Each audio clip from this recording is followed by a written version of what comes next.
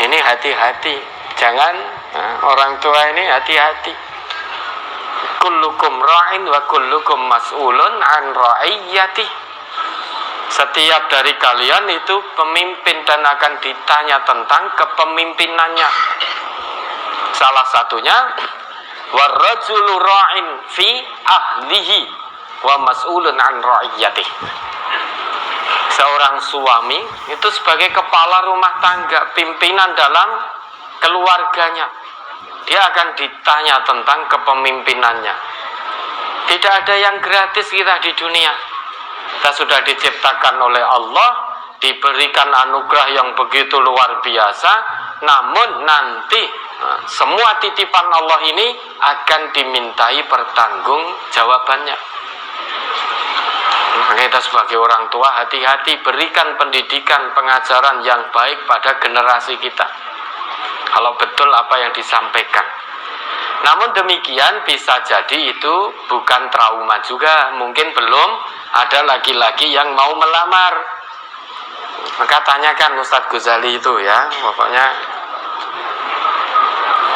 kewajiban kita menurut Allah, kalau panjenengan sebagai pamannya, dinasehati, dikuatkan, disupport, dan dicarikan jodoh. Coba dibuka Quran surat An-Nur ayat 32. Wa ankihul ayama minkum wassolihina min ibadikum wa imaikum iyyakunu fuqara'a yughnihumullahu min fadlih wallahu wasi'un alim. Mari diingat ayatnya. Surat An-Nur surat ke-24 ayat 32. Wa ankihul ayama minkum wassolihina min ibadikum wa imaikum iyyakunu fuqara'a yughnihimullahu min fadlih wallahu wasi'un alim. Dan kawinkanlah orang-orang yang sendirian di antara kamu dan orang-orang yang layak berkawin dari hamba-hamba sahayamu yang lelaki dan hamba sahayamu yang perempuan. Jika mereka miskin, Allah akan memampukan mereka dengan karunia-Nya, dan Allah Maha Luas pemberiannya lagi Maha mengetahui. Nah, ini kewajiban panjenengan sebagai pamannya, mencarikan jodoh untuk keponakannya tadi. Carikan jodoh yang agamanya baik. Yang agamanya baik itu yang utama. Perkara fisik itu relatif. Nah, kekayaan itu bisa diusahakan. Namun agama ini yang paling utama. Fatfar bidzatid din taribat yadak, kata Nabi gitu. Pegang teguhlah agamanya dalam mencari urusan jodoh. Niscaya kamu akan beruntung dunia akhirat. Saya akan beruntung. Ya kalau bisa memang 4 kriteria dari Nabi. Kalau tidak bisa, 3 boleh hilang, yang 1 jangan sampai hilang, yaitu agamanya. Kalau agama tidak baik, meski ganteng, meski sugih, meski keturunan baik-baik, selingkuh dia. Karena agamanya tidak baik. Allah saja setiap saat ditipu, apalagi hanya istrinya. Atau istri juga selingkuh, wis nek ngono bales dendam. Istrinya selingkuh, wis padha edane nek itu. Rumangsane suaminya biar juga sakit hati. Lah untuk apa? Membalas dendam perbuatan suami, wong dapatnya dosa besar di sisi Allah. Makanya cari jodoh itu yang paling utama agamanya. Biasanya kita kan, wah yang penting mapan, ganteng, cantik, lagi ora solati mengke saged dibimbing alon-alon gitu. Itu kan kita. Mbak coba dibalik, ini pekerjaannya masih belum mapan, bukan PNS, bukan dokter, bukan bisnismen. Namun ini agamanya bagus, taatnya pada Allah luar biasa. tidak pernah ketinggalan dalam berbuat kebaikan. Mbok coba terus kemudian ya bismillah itu akan saya jadikan menantu. Perkara ekonomi nanti pelan-pelan. Mbok gitu, tapi kan kita biasanya ini sholatnya masih bolong-bolong nggih mengke dibina alon-alon. Kalau masalah ekonomi itu bisa pelan-pelan. Namun jika masalah agama, seprono seprene itu masalah hati agama itu. Namun banyak orang tua, ya termasuk kita ini, pilih yang ngono tinggu anake, pokoke sing sugih sik. Ora salat, ora apa-apa, engko karo dikandani. Padahal menurut Nabi itu untuk mengajarkan anak kita sholat sejak usia berapa? 7 tahun atau 27 tahun? 7 tahun sampai usia 10. Kalau 10 tahun belum mau sholat, pukul loh ya, bukan hajar. Lah ini sudah mau nikah, usia 27 tahun kecilik ngakune Islam, usia 30 tahun kecilik ngakune Islam, sholatnya masih bolong-bolong. Lah kok mau diajari alon-alon? Kenapa tidak ekonominya saja yang dibimbing pelan-pelan? Pilih pundi? Pilih mana? Menantu kaya mapan ora sholat, menantu sholat taat pada Allah ning ekonomine pas-pasan. Pilih mana kira-kira?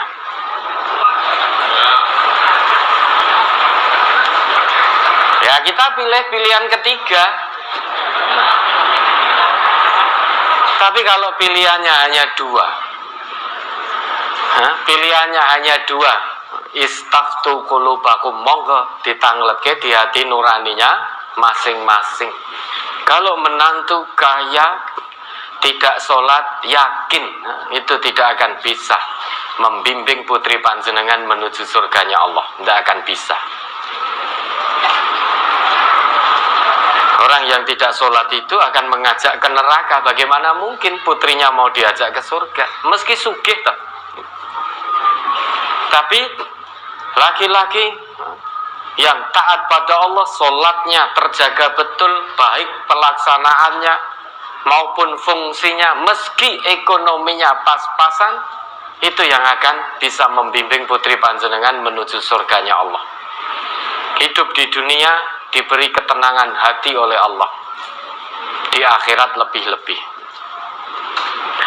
Nah ini kewajiban panjenengan mencarikan jodoh keponakannya tadi, sambil dinasihati, dikuatkan terus. Ya, ada lagi. Umur saya 26 tahun. Dalam pikiran saya sekarang, semakin tambah umur seperti takut menikah karena tidak punya apa-apa. Penghasilan tidak menentu. Mohon motivasinya, Ustaz. Tidak punya apa-apa pripun, punya nyawa no. Pilih punya rumah, punya mobil, tapi gak punya nyawa. Atau pilih punya nyawa, gak punya rumah, gak punya mobil. Yang penting punya nyawa dulu. Rumah, mobil, dan lain sebagainya, ekonomi itu bisa diusahakan. Kalau nggak punya nyawa, punya rumah, punya mobil, arep ngopo terusan. Lalu kemarin pas COVID kemarin jenengan tidak punya oksigen saja bingung. Meski punya mobil mewah, rumah megah, tapi nggak punya tabung oksigen. Oksigennya langka. Umpama tiba-tiba ada yang ngijoli, Bu atau Pak, mobilin jenengan saya tukar dengan tabung oksigen niki nggih. Mau ndak? Wah, mau, banyak yang mau.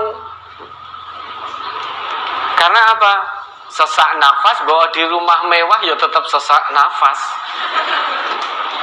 Ya, nggak bisa nafas bawa masuk ke mobil mewah juga sesak nafas selama tidak pakai oksigen. Nah, kok tidak punya apa-apa gimana? Kok seolah-olah Allah tidak pernah berbuat baik? Lo bisa hidup sampai umur 26 no. Itu kalau bukan anugerah Allah, bukan karunia Allah, terus dari siapa? Maka wala tayasu mir rauhillah. Jangan putus asa dari rahmat Allah. Karena orang yang berputus asa dari rahmat Allah itu hanya orang kafir. Jangan takut nikah. Nikah ini sunnah Rasul. Ya ma'syaras sabab man istata'a minkumul ba'ah falyatazawwaj. Ini pemuda usia nikah 26, nikahlah, jangan takut. Ya, tapi saya belum punya apa-apa. Pekerjaan juga kadang ada, kadang tidak. Kadang pendapatan pas-pasan. Ya alhamdulillah, pas butuh rumah pas ada. Pas butuh mau piknik pas ada. Alhamdulillah. Tetap yakin pada Allah. Yang maha kaya itu siapa toh? Allah. Maka jangan pernah takut selama kita menjadi hamba Allah yang maha kaya. Wallahul ghaniyyu wa antumul fuqara. Allah itu yang maha kaya, kamu itu yang fakir. Karena kita fakir, maka kita butuh kepada Allah. Kita butuh kepada Allah berarti siap menjalankan ketetapan Allah. Salah satunya Allah menetapkan, memerintahkan kita untuk menikah. Bahkan janji Allah, iyakunu fuqara yughnihimullah min fadlih. Jika mereka yang menikah itu, yang mau menikah itu fakir, tidak punya, yakinlah yughnihimullahu min fadlih. Allah yang akan mencukupi dengan karunia-Nya. Wallahu wasi'un alim. Jangan takut, karena Allah itu maha luas pemberiannya, maha mengetahui. Namun ya itu, jangan hanya modal yakin tok tanpa mau usaha. Wis saya yakin dengan ayat Allah, Quran surat An-Nur ayat 32. Bismillah saya menikah tapi tidak mau bekerja. Ya enggak dapat apa-apa. Pokoknya menikah, bekerja, sudah. Seberapa yang Allah beri, Allah itu alim, maha mengetahui. Dengan apa karunia Allah itulah yang kita butuhkan untuk mendekat kepada Allah. Apa yang Allah berikan kepada kita itu sesuai dengan kebutuhan kita untuk mendekat kepada Allah, bukan sesuai keinginan kita. Kalau sesuai keinginan kita, manusia itu punya keinginan A sampai Z. Bahkan dibalik lagi Z sampai A, itu keinginan manusia. Namun ingat, wallah yahulu bainal mar'i wa qalbih. Allah itu membatasi manusia dengan hatinya. Maksudnya Allah membatasi manusia dengan keinginannya. Tidak semua keinginan manusia itu harus terwujud, tidak. Dari A sampai Z mungkin menurut Allah, karena Allah maha mengetahui. Mungkin kebutuhan yang Allah berikan untuk kita hanya sampai B atau sampai C, karena dengan itu kita lebih dekat kepada Allah. Jika kita diberikan sampai D, E, F, itu malah kita menyimpang dari jalan Allah. Apa tidak ingat kisah Korun? Apa tidak ingat kisah Sa'labah? Panjenengan kenal Korun? Kenal mboten? Mboten kenal? Ya, kalau kenal, kenalnya di mana? Nah, kita mendengar kisah itu diabadikan di dalam Al-Quran. Sa'labah ketika dari keinginannya Allah berikan A, taat betul pada Allah. Namun begitu keinginannya sampai Z, menjadi jauh dari Allah. Ya, tidak usah takut. Jangan takut selama kita menjadi hamba Allah yang maha kaya. Jangan minder. Lawang burung itu kalau terbang pagi pulang itu bawa makan kok. Rezeki kita ini sudah dijamin oleh Allah. Wa fis samaa'i rizqukum wa ma tu'adun. Dan di langit rezekimu, dan apa yang sudah dijanjikan kepadamu. Piye carane rezeki di langit? Maka rezeki sudah dijamin oleh Allah. Rezeki itu kemudian Allah turunkan ke bumi untuk kita jemput. Huwallazi ja'ala lakumul arda dzalula famshu fi manakibiha wa kulu mir rizqih. Diingat itu Quran surat Al-Mulk ayat 15. Asal mau gerak, asal mau berusaha, ada istilah Jawa obah mamah. Ning aja ngene wong liya sing dimamah. Kowe jemput saja rezeki kita. Kita berdoa terus di rumah, ya Allah, anugerahkan hamba rezeki ya Allah, karena hamba ini mau menikah. Hamba sudah punya tanggungan ya Allah, tapi tidak mau bekerja. Ya tidak mungkin tiba-tiba mau bedunduk, tidak mungkin. Pokoknya kerja, bismillah, keluar dari rumah dengan niat lillahi ta'ala, menjawab seruan Allah. Karena bekerja itu yang memerintahkan Allah. Mari diingat itu ayatnya.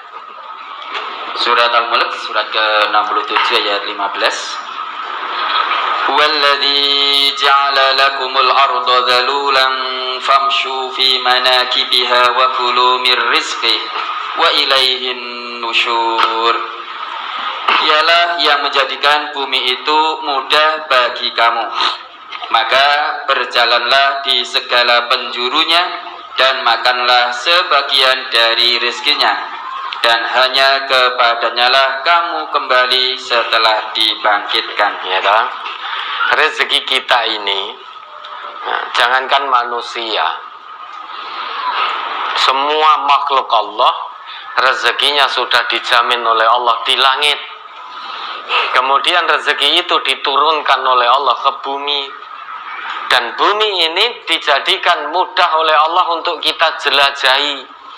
Maka bergeraklah, berusahalah. Fakulu mir rizqih, berjalanlah di segala penjuru bumi. Dalam arti usahalah, kerjalah. Tujuannya apa? Fakulu mir rizqih, carilah di bumi itu sebagian dari rezeki. Artinya kita jemput rezeki kita sebagian, hanya sebagian loh ya. Maka jangan jadi orang yang rakus, karena rezeki kita ini hanya sebagian. Kalau kita rakus berarti kita juga menggunakan cara haram. Padahal yang Allah perintahkan sebagian. Min itu litab'id, sebagian. Maka rezekinya orang jangan diambil. Kita mengambil rezeki kita saja. Yang mana? Yang penting kita usaha. Syaratnya ditempuh dengan cara halal dan thayyib, dan jangan ikuti langkah setan. Dalam arti sesulit apapun tetap berusaha mencari rezeki yang halal. Asal obah, jaminannya dari Allah mamah. Maka bismillah, kerja, berusaha. Tujuannya bukan untuk mencari uang, tujuan utamanya karena menjawab seruan Allah, menjawab perintah Allah. Kalau kita bekerja tujuan utamanya biar dapat uang, oleh sidik ngresulo, oleh okeh kurang okeh, maka korupsi. Gajinya sudah besar masih kurang karena tujuannya hanya untuk mendapat uang. Ya toh? Punyanya orang lain juga diambil. Namun jika kita kerja tujuan utamanya menjawab seruan Allah, sedikit atau banyak Allah akan berikan rasa qanaah, rasa syukur, rezeki yang penuh berkah. Maka pemuda tadi jangan takut menikah. Nikah, bekerja dan berusaha, serta terus memohon kepada Allah. Yakinlah dengan janji Allah. Berapa banyak dulu pemuda yang tidak punya, begitu menikah menjadi punya, karena karunia Allah. Dah, yakini janji Allah dalam hati, tanamkan kuat-kuat dalam hati, kemudian tempuh ikhtiarnya. pasti akan saudara dapati janji Allah itu. Ya, ada lagi.